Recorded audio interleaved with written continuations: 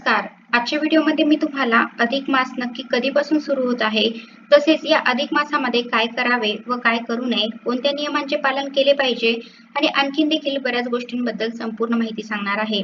पण त्याआधी तुम्ही चॅनलवरती नवीन असाल तर चॅनलला लाईक करा आणि सबस्क्राईब देखील करा. कमेंटमध्ये श्री स्वामी समर्थ किंवा ओम महालक्ष्मी नमः लिहायला विसरू नका. आता लवकरच अधिक मास सुरू होणार आहे आणि सर्वांनाच उत्सुकता लागली आहे, तर ती म्हणजे अधिक मासाची, ज्याला आपण अगदी धोंड्याचा महिना देखील म्हणतो. अधिक मास म्हणजे नक्की तरी काय? फार पूर्वीपासून भारताच्या दोन कालगणना पद्धती रूढ आहेत, त्या म्हणजे चंद्रमास आणि सौर मास. त्या दोन्हीच्या कालावधीत जो फरक आहे तो नाहीसा करून दोन्ही कालगणना बरोबर राहतील यासाठी प्राचीन विचारवंतांनी अभ्यासकांनी जो उपाय शोधला तो म्हणजे अधिक मास होय.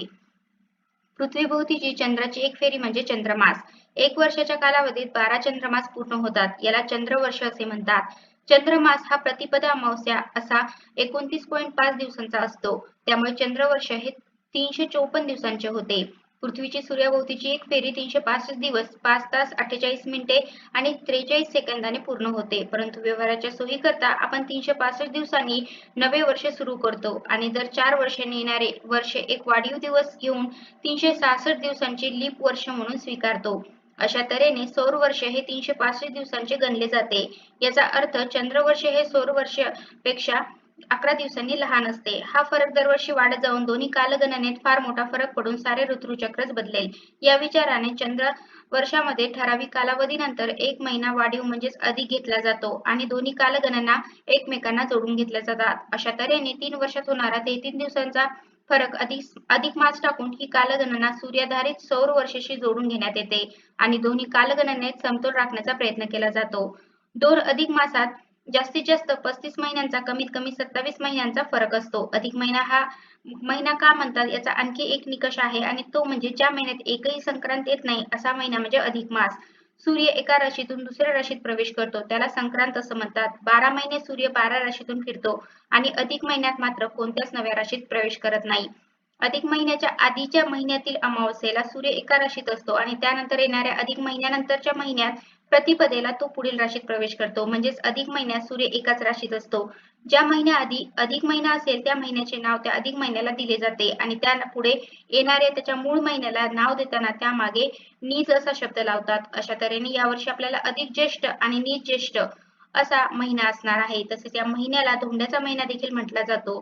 पुराणात सांगितल्याप्रमाणे चंद्र आणि सूर्याच्या वर्षभर फिरण्यातले जे 10 ते 11 दिवस सगळ्या महिन्यांकडून टाकून दिले गेले ते 10 ते 11 दिवस 3 वर्षांनी एक निराळा महिना तयार होईल, तर इतके ते भरतात. हा निराळा महिना जो तयार झाला तो इतर महिन्याच्या मताने निरुपयोगी, टाकाऊ, मलिन पापे, कोणाला नको असणारा असा असल्यामुळे त्याला मलमास असेही म्हणतात आणि त्या महिन्याच्या 30 किंवा 33 दिवसांच्या काळामध्ये सूर्य भगवान त्या महिन्यात कोणत्याही नव्या राशीत प्रवेश करत नाही. असा तो एका जागी ठप्प झालेला, कोणत्याही शुभ घडामोडी न होणारा असा मलमास आहे. आता या काळामध्ये शुभ कार्य हे केले जात नाही.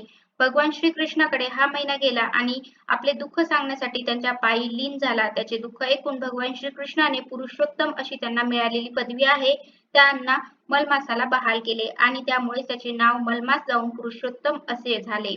कुठलीही शुभ कार्य न होणारा हा अधिक महिना भगवान श्रीकृष्णाच्या पुरुषोत्तम या नावामुळे इतर 12 महिन्यापेक्षा अधिक तेजस्वी झाला. भगवान विष्णूंनी अधिक मासाला आशीर्वाद दिले.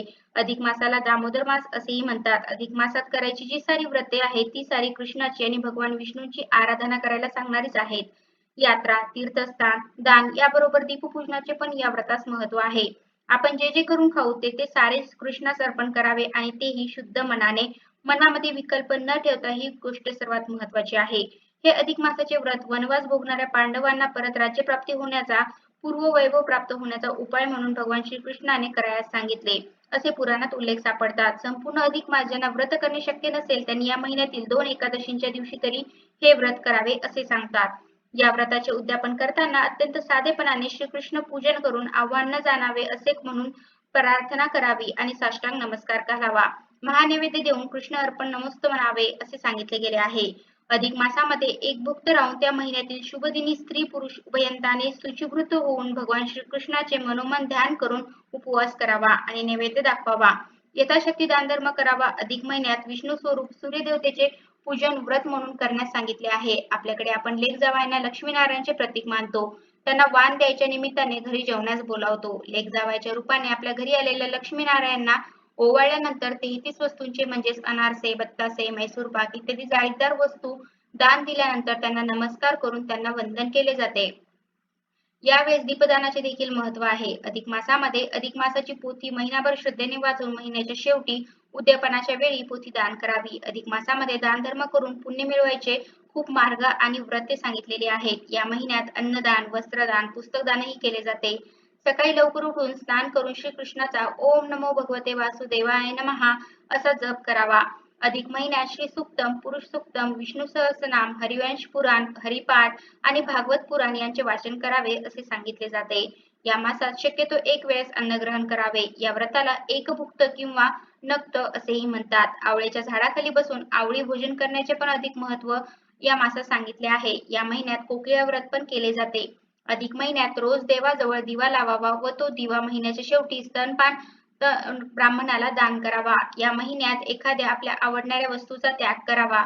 अधिक महिन्यात नारळ, सुपाऱ्या, फळे यासारख्या वस्तू 33च्या पटीत घेऊन दान करतात. या महिन्यात 33 सुवासिनीची ओटी भरणे, 33 ब्राह्मणांना भोजन घालणे, 33 मेव्हण्यांना जेवण भोजन घालणे, 33 सत्यनारायण करणे इत्यादी व्रते करून पुण्य प्राप्त केले जाते. या महिन्यात 33 गरीब गरजू विद्यार्थ्यांना किंवा एखाद्या सामाजिक संस्थेला पैशाच्या रूपाने मदत करून सामाजिक भान ठेवण्याचे व्रत पण केले जाते. वर्षाच्या इतर 12 महिन्यामध्ये भरपूर धार्मिक सण समारंभ येत असतात. त्यामुळे आपण प्रत्येक जण खूप गडबडीत आणि घाईमध्ये असतो. कुठलाही विचार शांतपणे करायला खरं तर आपल्या जवळ वेळही नसतो. हल्ली अधिक मासामध्ये करायला सांगितलेल्या गोष्टींचे आचरण करायला कोणालाही आवडत नाही, कारण ते जुन्या पद्धतीतले वाटते आणि त्यामुळे त्याच्याकडे कोणीही लक्ष देत नाही आणि ते करायला कोणाकडे वेळ नसतो. अधिक मासाच्या निमित्ताने त्याबद्दल थोडाफार वाचताना किंवा अधिक मासाबद्दल समजून घेताना मला असे जाणवले की अधिक मासाच्या निमित्ताने केलेले जप, जाप्य, निरनिराळ्या प्रकारचे दान, धर्म, पोथ्यांचे वाचन, श्रीकृष्णाचा जप, विष्णू सहस्रनामाचे पठण, भागवत पुराणाचे पठण केले जाणारे निरनिराळे व्रत वैकल्ये यातून माणसाला खरंच खूप मानसिक स्वास्थ्य आणि शांतता नक्की मिळत असणार असे वाटते. त्याचप्रमाणे अधिक मासामध्ये एकभुक्त राहणे किंवा आपल्या आवडीचा एखादा पदार्थ महिनाभर न खाणे यासारखी व्रते करायला सांगितले आहेत.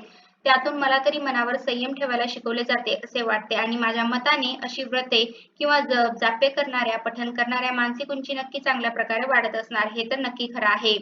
आता हा अधिक मास नक्की कधीपासून सुरू होतो तर ते आपण बघूया. आता हा अधिक मास मे महिन्यामध्ये सुरू होणार आहे. तर अधिक महिना हा मे महिन्यामध्ये सुरू होणार आहे. तर 16 तारखेला वैशाख अमावस्या आहे. 16 मेला वैशाख अमावस्या आहे, जिला दर्श अमावस्या, भाऊका अमावस्या देखील म्हटलं जाईल.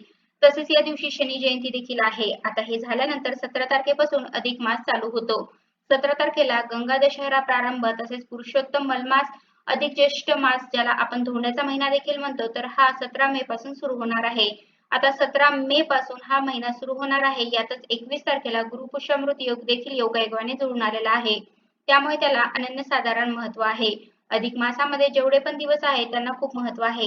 3 तारखेला संकष्ट चतुर्थी देखील आहे. त्यानंतर आता हा अधिक मास कधी संपत आहे तर 15 तारखेला अधिक ज्येष्ठ अमावस्या आहे आणि ही अमावस्या सोमवती अमावस्या देखील आहे आणि याच दिवशी अधिक मास हा समाप्त होणार आहे. अधिक मास सुरू होण्याच्या अगोदर शनी अमावस्या होती आणि संपण्याच्या वेळी सोमवती अमावस्या आहे. त्यामुळे अधिक मास यावर्षी खूपच खास असणार आहे. आता या अधिक मासामध्ये कोणत्या गोष्टी करू नये तर लग्न कार्य, मुंज, साखरपुडा किंवा अन्य कोणतेही मंगल कार्य अधिक मासात करू नये. या महिन्यात विवाह, नामकरण, अष्टकादी, श्राद्ध, मुंड, यदोपीत, कान टोचणे, ग्रहप्रवेश यासारखे शुभ कार्य करणे टाळावे. या अधिक महिन्यात कोणत्याही प्रकारचे व्यसन करू नका आणि मांसाहारापासून दूर राहावे. मांस, मद्य, तांदळाचा कोंडा, उडीद, मोहरी, मसूर, मुळा, कांदा, लसूण, शिळे अन्न, मद्यपान करू नये. या महिन्यात ग्रह खरेदी, वास्तू खरेदी, कपडे, दागिने, घर, दुकान, वाहन इत्यादी कोणतीही मोठी आर्थिक गुंतवणूक असलेल्या नवीन वस्तू खरेदी करू नका. परंतु या दरम्यान शुभ मुहूर्त असल्या ज्योतिषांच्या सल्ल्याने दागिन्याची खरेदी करता येते. आता या अधिक मासामध्ये जोडवे आपण आवर्जून खरेदी करू शकतो. तर गुरुपुष्यामृत योग देखील या महिन्यामध्ये जुळून आलेला आहे. त्यामुळे तुम्ही गुरुपुष्यामृताच्या दिवशी जोडवे करा किंवा चांदीचे पैंजण केले तरी पण चालेल. पण आपण या अधिक मासामध्ये जोडवी किंवा चांदीचे पैंजण हे आवर्जून करायचेच आहे. शक्यतो जोडव्यांना खूप महत्त्व आहे. जोडव्यांमध्ये भर टाकली जाते. त्यामुळे तुम्ही देखील या अधिक मासामध्ये जोडव्यांमध्ये भर हे आवर्जून टाकायचीच आहे. या अधिक मासामध्ये घरामध्ये भांडण, तंटे, वादविवाद हे टाळायचे आहे. वाईट शब्द किंवा अपशब्द, घरगुती वाद, राग, खोटे बोलणे हे सर्व गोष्टी आपण या मासामध्ये टाळायचे आहे. नवीन लग्न झालेल्यांसाठी या महिन्याचे विशेष महत्त्व असते. सासरवाशीन मुलीचे आई वडील जावयाला आणि मुलीला घरी जेवायला बोलवतात. तसेच काही ठिकाणी या महिन्यात जावयाला घरी बोलावले जाते, त्याला गोडाधोडाचं जेवण दिलं जातं, त्याचा मानपान आणि त्याला सोनं किंवा चांदीची वस्तू देण्याची देखील पद्धत आहे. अधिक मासातील प्रत्येक दिवस शुभ असतो. जावयाला त्याच्या सवडीने घरी बोलावले जाते, त्याच्या आवडीनुसार पदार्थ बनवले जातात आणि त्याला भेटवस्तू देखील दिली जाते. सध्या सोने चांदीचे भाव वाढले असल्या कारणामुळे लोकांचा कल सोने चांदीच्या छोट्या वस्तू घेण्याकडे आहे. अर्थात हा सगळा स्वइच्छेचा भाग आहे. जोडवी हा सुवासिनीचा अलंकार असून ते पायात घातले जातात. अधिक मासाचे निमित्त साधून दर 3 वर्षांनी जोडवी बदलण्याची रीत काही भागांमध्ये आहे. अधिक मासाची आठवण म्हणून देखील नवीन जोडवीही घातली जातात. तर अशा प्रकारे आजच्या व्हिडिओमध्ये मी तुम्हाला अधिक मास नक्की कधीपासून सुरू होत आहे, तसेच या अधिक मासामध्ये काय करावे व काय करू नये, कोणत्या नियमांचे पालन केले पाहिजे आणि आणखीन देखील बऱ्याच गोष्टींबद्दल संपूर्ण माहिती सांगण्याचा प्रयत्न केला आहे. कसा वाटला तुम्हाला माझा आजचा व्हिडिओ कमेंट करून नक्की सांगा आणि कमेंटमध्ये श्री स्वामी समर्थ किंवा ओम महालक्ष्मी नमः लिहायला विसरू नका. धन्यवाद.